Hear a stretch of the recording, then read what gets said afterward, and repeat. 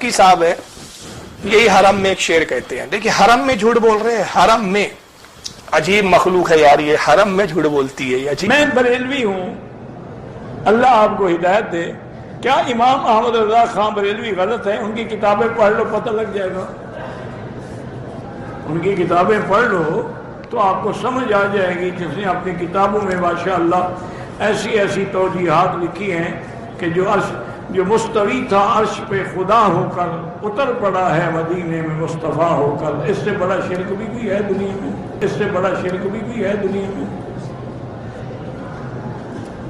इन्ना लिल्लाहि, अब वो मर गए, अल्लाह आलम तौबा कर ली हो। अल्लाह मरने वाले के बाद किसी का गिला नहीं करे। वैसे बहुत बड़े आलिम थे, भटकते भी आलिम हैं। जाहिल क्या भटकेगा? जो तैरना ना जानता हो कैसे डूबेगा? वो तो किनारे पे खड़ा रहेगा ना।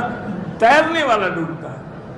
बहुत बड़ा आलिम था बदबख्त। उसने जो फतावा लिखा है ना, उसमें बाज फिकी जुज़ियात। वाला पूछता है कि मैं बरेली हूँ, तो क्या इमाम अहमद रजा खान साहब जो है वो गलत थे? वो मैं बरेली हूँ, सवाल करने वाले ने कहा, तो क्या इमाम अहमद रजा गलत थे? तो मौलवी साहब जवाब देते हैं कि मौलाना अहमद रजा की आप किताबें पढ़िए, उनकी जब आप किताबें पढ़ेंगे तो आपको पता लग जाएगा कि उनके अकायद कैसे थे। ऐसी ऐसी तौजीहात उन्होंने बयान की, मतलब ऐसी ऐसी बेहुदा और ऐसे बेतुकी बातें बयान की कि माशाअल्लाह अल्लामान वल हफीज।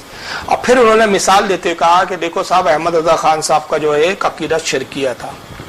क्या अकीदा था? कहते वही जो मुस्तवी अर्श था खुदा होकर उतर पड़ा वो मदीने में मुस्तफ़ा होकर। कहा कि देखो ये अर्श पर तो खुदा है, गोया वो ये बताना चाह रहे कि अर्श पर खुदा है। और इन्होंने अहमद रजा खान साहब ने क्या कह दिया? अर्श पर कौन है? मुस्तफ़ा सल्लल्लाहु अलैहि वसल्लम है। कहते इससे भी बड़ा कोई शिरक हो सकता है? कितना बड़ा शिरक है साहब। अब तो बेचारे मर गए थे, बहुत बड़े आलिम, लेकिन गुमराह हो गए। ये शेख मक्की साहब के जुमले हैं।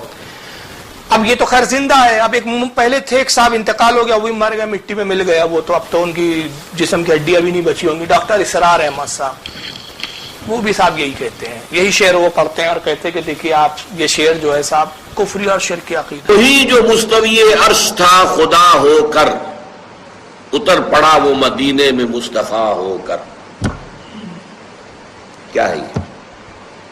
गॉड इनकार्नेट, अवतार का अकीदा। वो अवतार का अकीदा चाहे रामचंद्र जी के लिए हो, कृष्ण जी के लिए हो, या मोहम्मद मुस्तफ़ा सल्लल्लाहु अलैहि वसल्लम के लिए हो, अकीदा तो एक ही रहेगा। और ये आपके इल्म में होना चाहिए। शेर किसका है? मौलाना अहमद रजा खान साहब बरेलवी। और ये आपके इल्म में होना चाहिए। शेर किसका है? मौलाना अहमद रजा खान साहब बरेलवी। लेकिन ये भी नोट कर लीजिए साथी कि उनके मसलक के एक बहुत बड़े आलिम जो लाहौर में होते थे, मौलाना महमूद अहमद रजवी, मरहूम, उनका इंतकाल हो गया है। रोजनामा पाकिस्तान में एक दफा एक फोरम में बाद लोगों ने यह मसला छेड़ दिया कि मौलाना अहमद रजा खान साहब बरेलवी, उन्होंने तो ये शेर कहा है, वही जो मुस्तवी अर्श था खुदा होकर उतर पड़ा वो मदीने में मुस्तफा होकर। तो मौलाना महमूद अहमद रजवी साहब ने फरमाया कि इस पर हमारा अकीदा नहीं है, ये हमारे अकीदे में शामिल नहीं है। हिंदुओं क्या है ना, वो अवतार का अकीदा। साहब जब पाप बढ़ जाते हैं तो वो ईश्वर जो है नौज़ुबिल्लाह मिन ज़ालिक, खुदा जो है वो अवतार लेता है। तो कहते हैं कि अवतार का अकीदा है कि साहब अर्श पे बैठे हुए थे मुस्तफ़ा, खुदा बनकर जमीन पे उतर पड़े। हालांकि ये एक तशरीह का एक लंबा हो जाएगा, इंशाल्लाह इस पर कभी मैं बयान करूंगा, लेकिन एक मुख्तसर सी मैं ये बात कर दूं कि सबसे पहली बात, अर्श पर बैठना, ये खुदा अर्श पर बैठा है या खुदा अर्श पर बैठ सकता है, ये अहले सुन्नत का अकीदा है ही नहीं। वजह यह है कि अल्लाह ताला जिस्म जिस्मानियात से पाक, बैठने से पाक, जहत से पाक, सिमतों से पाक। जब अर्श नहीं था तब भी वो मौजूद था। तो जैसे पहले अर्श पर बैठने से पाक था, अब भी अर्श पर बैठने से पाक है। और हर चीज को फना है सिवाय अल्लाह के। तो जब सब फना फरमाएंगा तो अर्श को भी फना कर देगा। तो जैसे अर्श के पहले अर्श पर करार पकड़ने से बेनियाज था, आज भी बेनियाज है। अर्श के फना के बाद भी वो बेनियाज होगा। और अगर ये अकीदा न रखा जाए तो बहुत सारे फिर इल्जामात आएंगे, बहुत सारे जो है गलत इत्तिकाद आएंगे कि अल्लाह फिर माज़अल्लाह क्या थक गया इसलिए बैठ गया, या फिर अर्श फना होगा तो फिर अर्श से बैठने से महरूम हो जाएगा, तो उस वक्त उसकी कैफियत क्या होगी। तो उसकी ज़ात में तगय्युर पाया जाएगा और अल्लाह की ज़ात में कोई तगय्युर نہیں ہے. لیکن اب یہاں ڈاکٹر اسرار صاحب بڑے تاؤ میں کہتے آپ کو معلوم ہونا چاہیے کہ یہ شعر کس کا ہے. یہ مولانا احمد رضا خان صاحب بریلوی کا شعر ہے. کس کا شعر ہے؟ آپ کے علم میں ہونا چاہیے بات. حالانکہ افسوس کی بات ہے بیچارے اب مر گئے, مٹی میں مل گئے اور اللہ جانے کس عذاب سے گزر رہے ہوں گے. خود ان کے علم میں نہیں تھا کہ یہ شعر اعلی حضرت کا نہیں ہے. یہ لوگوں کو بڑے تاؤ میں کہہ رہے کہ آپ کے علم میں ہونا چاہیے کہ یہ شعر مولانا احمد رضا خان بریلوی کا ہے. اور یہ بیچارہ شیخ مکی, یہ تو اندھا معذور آدمی ہے, حرم میں بیٹھ کے ابو جہل والی حرکت ہے. اس بیچارے کو بھی نہیں معلوم کہ یہ شعر اعلی حضرت کا. میں نے کہا نا پہلے جھوٹی کتاب گڑو, جھوٹے شعر کسی منسوب کرو ادھر ادھر کے, کہیں کی بھی لاؤ, کسی پہ بھی تھوپو اور اس کو مشرک قرار دو. اور اللہ کے رسول فرما رہے جس کو کافر کہا وہ کافر نہیں تو کفر کیا ہوگا, خود ہی لوٹ رہا ہے ان پر. ان کی اوقات نہیں ہے کہ اعلی حضرت کو یہ معاذ اللہ کچھ کہے. حالت کی تو شان وہ ہے کہ تیری دوزخ سے تو کچھ چھینا نہیں, خلد میں پہنچا رضا پھر تجھ کو کیا. یہ تو اعلی حضرت کی شان ہے. ان کو تو یقین کامل تھا, یقین کامل سے بھی اعلی منزل پر تھے کہ رسول کی محبت اور حضور کے دین کی خدمت کے صدقے میں جنت یقینی ہے. اس لیے کہتے کریم اپنے کرم کا صدقہ لائی میں بے قدر کو نہ شرما تو, اور رضا سے حساب لینا, رضا بھی کوئی حساب نہیں. یہ اعلی حضرت کی شان تھی. پھر اس کے بعد اور دوسرا جھوٹ گڑا اپنی بات کو وزن دینے کے لیے ڈاکٹر اسرار صاحب. یہ بڑے بڑے اوتھینٹک پرسن لوگ تھے بھائی, بڑے, لیکن اتنے بڑے جھوٹے تھے یہ. لیکن صرف کیا تھی بولنے کا ایک اسٹائل, لوگ اسٹائلوں پہ فدا ہو گئے صاحب, اور سمجھ نہیں پائے کہ کتنے جھوٹے اور مکار لوگ بیٹھے ہیں ممبروں پہ اور خطیب بن کے خطابتیں کر رہے ہیں. ہم مر گئے اب یہ تو, لیکن شیخ مکی تو زندہ ہے.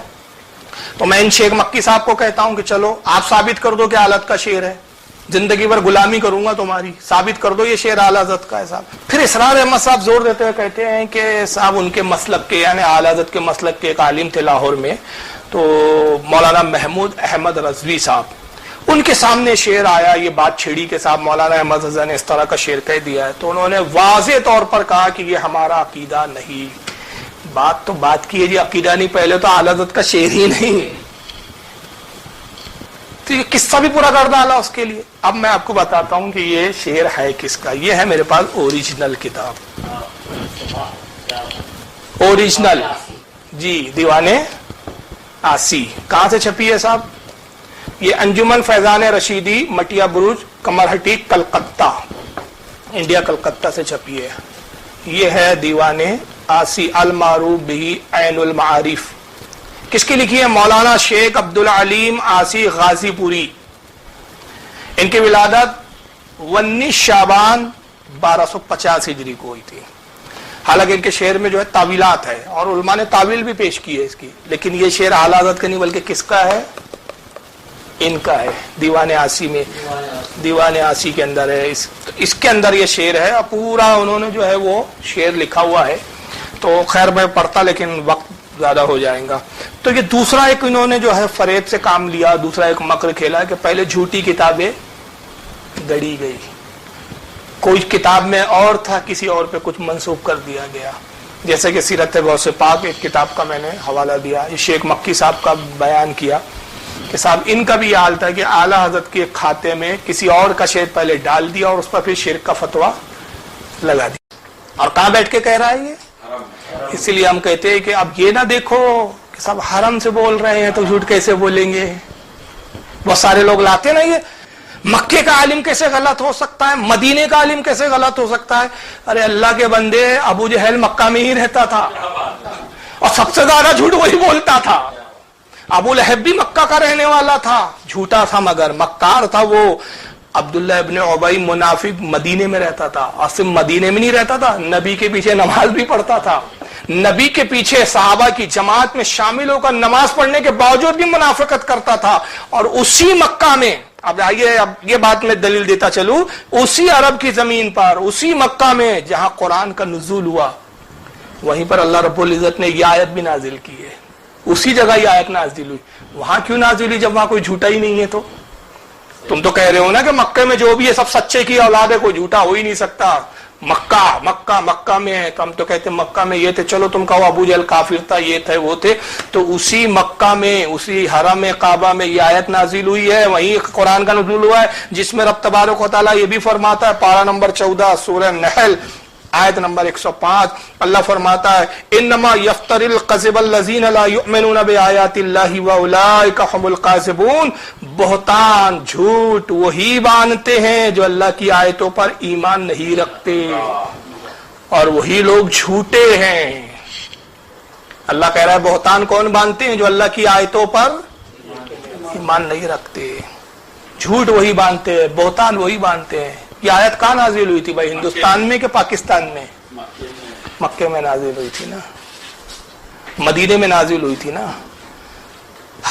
عرب میں نازل ہوئی تھی نا. سفید تو سبز چیز عشق والیوں میں بیٹھ جا, منافقوں کو چھوڑ دے,